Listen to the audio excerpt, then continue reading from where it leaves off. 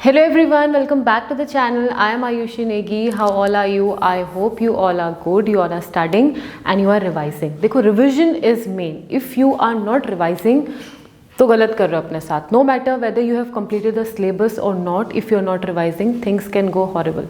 So what I have decided that apart from these videos जिसमें हमारा syllabus complete हो रहा है, I am also planning to make separate videos for your revision. है ना. Revision में व्हाट वी गोना डू, ऐसा नहीं होगा कि हम दोबारा से चैप्टर स्टार्ट करेंगे. We gonna revise with the help of questions. एक वीडियो में will only cater one question and that question we gonna discuss in detail. और उस क्वेश्चन के हेल्प से we gonna revise our syllabus. Because I have seen students, they know answer, they know everything, but अटक कहाँ जाते हैं, they are not able to understand the question. So with this method दो चीज़ें होंगी. पहले you will able to understand that in how many types a question can be formed. किस किस तरीके से एक जो आपने छोटी सी चीज़ समझी हो कितनी तरीके से फ्रेम हो सकती है. Because in your exams it's not always कि डायरेक्ट क्वेश्चन आए, इनडायरेक्ट क्वेश्चन आएगा तो आपको कैसे उसको सॉल्व करना है, that we gonna learn in our revision video. अब हाउ यू गोना डिफरेंशिएट कि रिविजन वीडियो कैसे पता लगेगी और नॉर्मल वीडियोस. रिविजन वीडियो में रिविजन लिखा होगा and the question has been mentioned. Revision होगा, क्वेश्चन होगा, सो इजीली पहचान पाना बहुत इजी होगा आपके लिए. साथ के साथ बहुत सारे स्टूडेंट्स ये भी प्रॉब्लम बता रहे हैं कि इस चैनल में और भी सब्जेक्ट्स के वीडियोज़ आते हैं. सो कब वीडियो आएगा कब नहीं आएगा पता करना बहुत मुश्किल है. पहली चीज़, subscribe the channel if you have not subscribed. अगर सब्सक्राइब करोगे नोटिफिकेशन आ जाएगी. And when you will watch my video go to the description box. Description में links have been provided from the day 1 till now. अभी तक जितने भी days हमारे कवर हुए हैं सबके लिंक्स आपको डिस्क्रिप्शन में मिल जाएंगे. सो डिस्क्रिप्शन में जाना, सब चीज़ें करना. And do like. अगर आपको वीडियोज़ अच्छी लग रही हैं लाइक करो, because we also want your support and motivation. So now without wasting any time let's start the video. Okay, so we were doing government budget. Government budget में हमने government budget को समझा, objective समझे, components की एक side को समझा. We have government budget. Government budget में this is the component revenue budget, capital budget. Revenue budget में अपना रिसिट्स होंगे एंड एक्सपेंडिचर होगा, कैपिटल के अपने रिसिट्स अपने एक्सपेंडिचर हो गए. व्हाट वी हैव डन, हमने रिसीट्स को क्लब करके बजट रिसीट्स पढ़ी थी अपने प्रीवियस वीडियो में. Now we gonna look expenditure, दोनों के रेवेन्यू एक्सपेंडिचर और कैपिटल एक्सपेंडिचर को क्लब कर देंगे. What will get budget expenditure. Budget expenditure को समझेंगे. लेकिन उससे पहले मैं नहीं चाहती हूँ आप एक कॉन्टिन्यूशन में पढ़ो, क्योंकि वही सबसे बड़ी गलती होती है. आप वैसे ही पढ़ते जाते हो, क्वेश्चन तो कहीं से भी फॉर्म हो जाता है ना. इसको अभी स्किप कर लो. अभी हम चलते हैं टाइप्स ऑफ बजट में. टाइप्स, बजट के कितने टाइप्स होते हैं देखो. एक होता है बैलेंस बजट, एक होता है सरप्लस बजट और एक होता है डेफिसिट बजट. इस बजट को समझने के लिए you need to understand what is budget expenditure and budget receipts. इसी को मैं इसलिए समझा रही हूँ क्योंकि अगर मैं यहाँ से समझाऊंगी तो आप ये नहीं समझोगे कि that in order to understand this मुझे वो लिंक करना है. पहले इसे समझो. देखो व्हाट इज बैलेंस बजट. ये जितने भी बजट्स हैं ना, balance budget, surplus budget, deficit budget, ये सारे टाइप्स ऑफ बजट है. अगर मैं आपसे पूछूं, देखो balance budget is very easy. Budget में इन्वॉल्व ही क्या हो रहे हैं, your receipts and your expenditure. If it is balance that means both are equal. Your budget receipts is equal to your budget expenditure. Simple. Surplus budget. Surplus कभी government के पास surplus कब होगा, when their receipts is more than their expenditure. That means they are expending less. वो कम खर्चा कर रहे हैं और उनके पास रिसीविंग्स ज्यादा है. दैट मीन्स सरप्लस अमाउंट उनके पास है. Right. What is deficit budget. Deficit budget means now government is doing more expenditure, so budget expenditure is greater than your budget receipts. Right. ये तीन टाइप के बजट्स हैं. अगर मैं आपसे पूछूं which is the best budget among these, इन सब में से बेस्ट बजट क्या होगा, पहले दिमाग में आ सकता है सबसे बेस्ट तो बैलेंस ही होगा.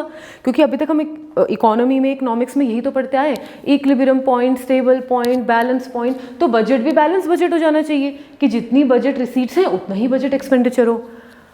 नहीं, ये आंसर नहीं. पहली चीज़ आप ये समझो कि इकोनॉमी भी तो समझो. हमारी जो इकोनॉमी है वो कितने टाइप्स की होती है.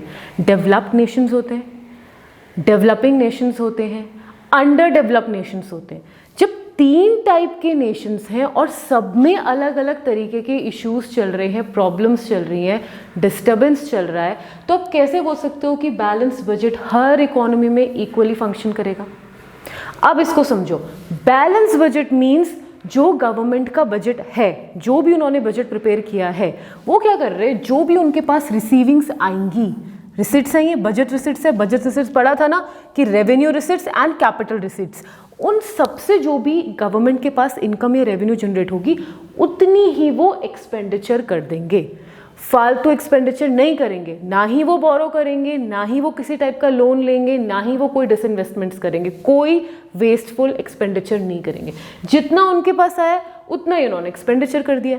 सो ऐसा कौन सी इकोनॉमी में हो रहा होगा? डेवलप्ड नेशंस में। दैट मीन्स वहाँ पे इतना खर्चा करने की ज़रूरत नहीं है सरकार को, वहाँ प्रॉपर फंक्शनिंग हो रहा है और कोई भी वेस्टफुल एक्सपेंडिचर नहीं हो रहा है। सेकेंड, आप क्या समझ सकते हो कि यहाँ जो डेवलप्ड नेशंस है वहाँ पे एक फिस्कल प्रिंसिपल चल रहा है। फिस्कल प्रिंसिपल मीन्स एक ऐसी आइडल सिचुएशन, एक ऐसी आइडल कंडीशंस जहाँ पे your receipts are equal to your expenditure, है ना।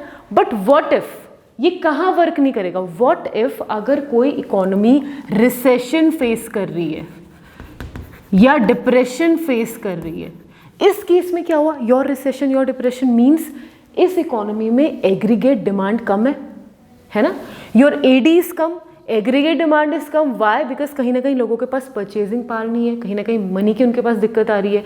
सो अगर यहाँ पे गवर्नमेंट खर्चा ना करे, एक्स्ट्रा खर्चा ना करे, यहाँ पे तो सिचुएशन ऐसी है कि गवर्नमेंट को खर्चा करना चाहिए, जितनी भी उनके पास रिसीविंग्स आ रही है उससे ज़्यादा उन्हें खर्चा करना चाहिए। जब वो इकोनॉमी पे इन्वेस्ट करेगी या एक्सपेंडिचर करेगी, दैट मीन्स इकोनॉमी में कहीं ना कहीं से मनी आएगा गवर्नमेंट के थ्रू, एंड वो जो मनी आएगा वो ही लोगों की डिमांड को बढ़ाएगा। That means deficit budget, where budget expenditure is greater than your budget is, that means government की रिसीविंग्स कम है, कोई दिक्कत नहीं, लेकिन उसे एक्सपेंडिचर करना पड़ेगा, चाहे बोरो करे, चाहे लोन ले, चाहे डिसइन्वेस्टमेंट्स करे, जो भी करना है करे, लेकिन एक्सपेंडिचर इकोनॉमी में करे ताकि रिसेशन डिप्रेशन की सिचुएशन को बेटर करा जा सके, केटर करा जा सके और इससे हम इम्प्रूव या रिकवरी लेवल में आए। राइट। सो और देखो, जैसे ही ये लोग इन्वेस्टमेंट या हम पे एक्सपेंडिचर करेंगे, हमारी एग्रीगेट हम डिमांड करेंगे तो आउटपुट का प्रोडक्शन होगा, आउटपुट का प्रोडक्शन होगा तो एम्प्लॉयमेंट जनरेट होगी, क्योंकि आउटपुट को प्रोड्यूस करने के लिए क्या होगा? एम्प्लॉयज़ की जरूरत होगी ना, एम्प्लॉय की जरूरत होगी तो इनकम जनरेशन होगी।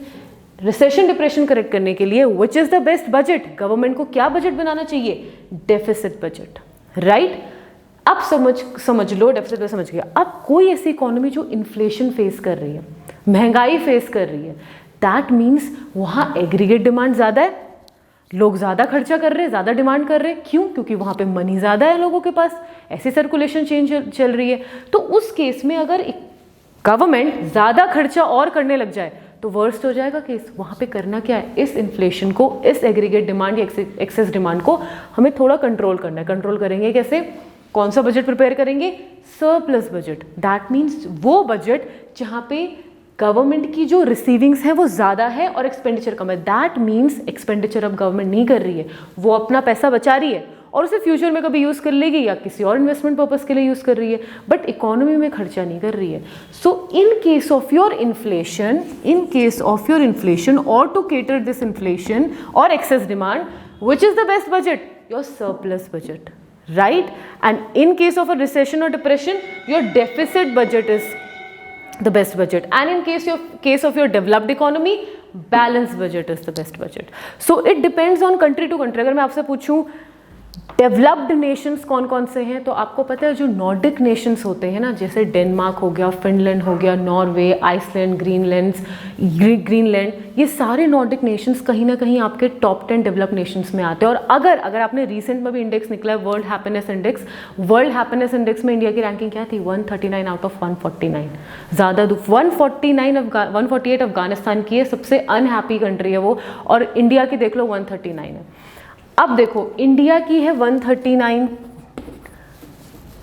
वर्ल्ड हैप्पीनेस इंडेक्स में। अब रिलेट करना जरा, और जिसने वर्ल्ड हैप्पीनेस इंडेक्स में टॉप करा है जिस कंट्री ने, उसका नाम है फिनलैंड। फिनलैंड है आपका नॉर्डिक नेशन, और ये तो वर्ल्ड हैप्पीनेस इंडेक्स है। अगर आप डेवलप्ड नेशन की लिस्टिंग में देख लोगे ना, जो वर्ल्ड हैप्पीनेस इंडेक्स है इसमें नॉर्डिक नेशंस ही मूव करते हैं, कभी नॉर्वे आ जाता है, कभी स्वीडन आ जाता है, कभी डेनमार्क आ जाता है, कभी फिनलैंड आ जाता है। सो ये सारी नेशंस बहुत हैप्पी हैं। और अगर आप इनके डेवलप्ड नेशन देखोगे ना, अभी developed nation according to UN development report, Norway is the most developed country in the world. Norway सबसे डेवलप्ड कंट्री है, सेकंड पोजीशन में स्विट्जरलैंड है। सो आप देखो जितने भी हैप्पी नेशंस है वही कहीं ना कहीं डेवलप्ड भी है। क्यों? क्योंकि developed nation means per capita income अच्छी है, करप्शन लेवल कम है, फ्रीडम ऑफ स्पीच है, रिपोर्टर्स अपने खुलेआम से इंडिपेंडेंटली अपनी बात रख सकते हैं, लोग अपनी बात रख सकते हैं, साथ के साथ एम्प्लॉयमेंट जनरेशन अच्छा हो रहा है, प्रॉपर फंक्शनिंग हो रही है। और जब ऐसे जगह पे लोग रहेंगे तो क्या वो खुश नहीं रहेंगे? एक बात है ना, वैसे भी और फैक्टर्स भी होते हैं but these are the main factors. इसीलिए वर्ल्ड हैप्पीनेस इंडेक्स को आप रिलेट कर सकते हो डेवलप्ड नेशन पे। अब हमारा वर्ल्ड हैप्पीनेस इंडेक्स देख लो 139, पाकिस्तान भी हमसे आगे है, 105th रैंक है पाकिस्तान की, हमारी 139 है। सो ये रिलेट करो। आई नो दैट ये थोड़ा सिलेबस से बाहर है but you have to link this. अब देखो ये सारी चीजें हमने समझी। यहाँ पे क्या आ रहा है हर बार? Budget expenditure. यहाँ पे भी क्या आ रहा है? Budget expenditure. यहाँ पे भी इस बजट एक्सपेंडिचर की वजह से हमें ये पढ़ना जरूरी है। अब इसे समझो, ये तो बहुत छोटी सी चीज है, वो तो फिर भी थोड़ी वैसी थी। इसको समझो, बजट एक्सपेंडिचर होगा क्या? बजट कितने टाइप का? एक रेवेन्यू एक्सपेंडिचर, एक कैपिटल एक्सपेंडिचर। अब रेवेन्यू हमने जो अपना पढ़ा था ना, बजट रिसीट्स, दोनों में डिफरेंस आ किसकी वजह से रहा था? लायबिलिटीज और एसेट्स की वजह से। तो यहाँ पे भी जो आपके एक्सपेंडिचर्स हमने डिफाइन कर दिए ना कि रेवेन्यू एक्सपेंडिचर बिल्कुल अलग है, कैपिटल एक्सपेंडिचर बिल्कुल अलग है, that is because of what? Two things, liabilities and assets. जो रेवेन्यू एक्सपेंडिचर है दैट मीन्स सरकार जो इस टाइप का खर्चा कर रही है उसमें ना ही आपके एसेट्स इंक्रीज हो रहे, ना ही आपके एसेट्स क्रिएट हो रहे, और ना ही गवर्नमेंट की लायबिलिटीज रिड्यूस हो रही है। अब जो गवर्नमेंट खर्चा करेगी वो किस टाइप का खर्चा करेगी? अब देखो जैसे फ्लाईओवर्स बनते हैं, ब्रिजेस बनती हैं, रोड्स बनती हैं, या गवर्नमेंट कोई फैक्ट्री सेटअप कर रही है किसी प्रोडक्शन के लिए, प्लांट्स, इक्विपमेंट्स, अगर इन सारी चीज़ों में खर्चा करेगी तो वो क्या क्रिएट कर रहे हैं? एक तरीके से एसेट गवर्नमेंट के लिए, वैल्यूएबल्स। तो अगर ऐसा खर्चा कर रही है जहां पे एसेट्स क्रिएट हो रही है, या फिर अगर गवर्नमेंट ने कोई लोन लिया है और उसको रीपे कर रही है तो वो भी तो खर्चा है, तो वो लायबिलिटीज रिड्यूस कर देगा। सो ऐसा कोई एक्सपेंडिचर जो या तो लायबिलिटीज रिड्यूस करे या एसेट्स को इंक्रीज करे, वो एक्सपेंडिचर क्या होता है? Capital expenditure. It either creates assets और reduces liabilities of the government. But what if ना ही एसेट्स क्रिएट हो रहे और ना ही लायबिलिटीज क्रिएट हो रही, वो क्या खर्चा होगा? That will be your revenue. It neither creates assets nor reduces the liability of the government. क्या होगा वो?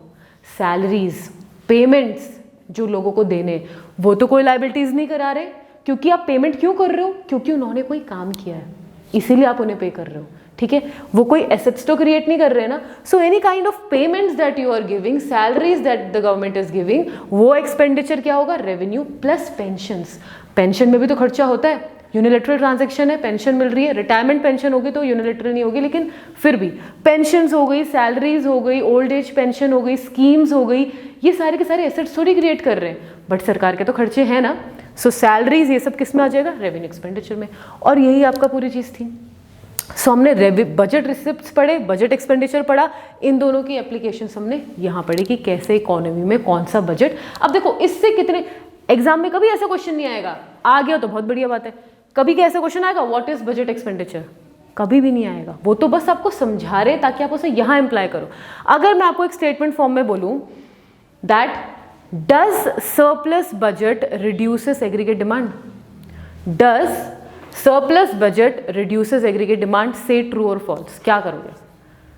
ये स्टेटमेंट ट्रू है, फॉल्स है? ये स्टेटमेंट ट्रू है। क्यों? Budget deficit reduces, surplus budget reduces aggregate demand, बिल्कुल सही बात है। देखो सरप्लस बजट क्या कर रहा है? अपने पास गवर्नमेंट रिसीविंग्स ज़्यादा रख रही है और खर्चा कम कर रही है, और यही हमें करना है, क्योंकि वो इकोनॉमी जहाँ पे इन्फ्लेशन है, इन्फ्लेशन क्यों है? क्योंकि वहाँ एक्सेस डिमांड है। एक्सेस डिमांड को कर्ब करने के लिए हमें क्या करना पड़ेगा? सरकार को बोलना पड़ेगा एटलीस्ट आप तो खर्चा मत करो, आप अपना गवर्नमेंट फंडिंग्स वगैरह रोक दो, क्योंकि लोगों के पास जो एक्सपेंडिचर हो रहा है वो एक टाइम बाद कभी ना कभी बंद हो जाएगा, आप और इन्फ्यूज़ मत करो एडिशनल चीज़ें।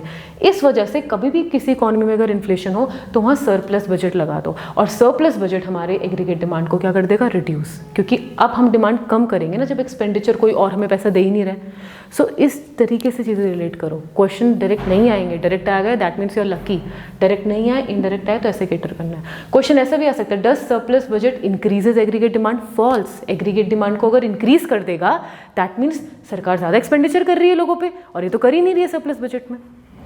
ऐसे ही डेफिसिट डिमांड से भी इक्वेशन बन सकती है। ये सारी चीज़ें आपको समझनी है। Does deficit budget increases aggregate demand? Yes, it increases aggregate demand. Why? Because deficit budget में government expenditure ज़्यादा कर रहा है। So this is how you have to cater this chapter and all the concepts। ये हम हमारा जब revision चलेगा ना वीडियो, उसमें यही करेंगे हम। एक क्वेश्चन लेंगे, चैप्टर लेंगे, डिस्कस करेंगे, आपको पता लगेगा क्वेश्चन कैसे फॉर्म होते हैं। Plus I want you all to link your knowledge, you know the answers. अगर मैं बोलूँगी ना इस क्वेश्चन का ये आंसर था, अरे बोलोगे अरे मैम ये तो पता ही है, but why it is that you are not able to connect that answer with the question, वो हम समझेंगे रिविजन में। और एक ही क्वेश्चन लेंगे, ज़्यादा नहीं, ठीक है। अब इस चैप्टर में सिर्फ एक ही चीज़ बची है, that is your budget deficit. Budget deficits भी काफ़ी टाइप के होते हैं, 3 टाइप के होते हैं। We have revenue deficit, we have fiscal deficit and we have primary. उसको हम डिस्कस करेंगे अपनी नेक्स्ट वीडियो में। टिल देन आप लोग रिवाइज करो, प्रैक्टिस करो and do like the video if you think that you are gaining something. Till then, bye-bye.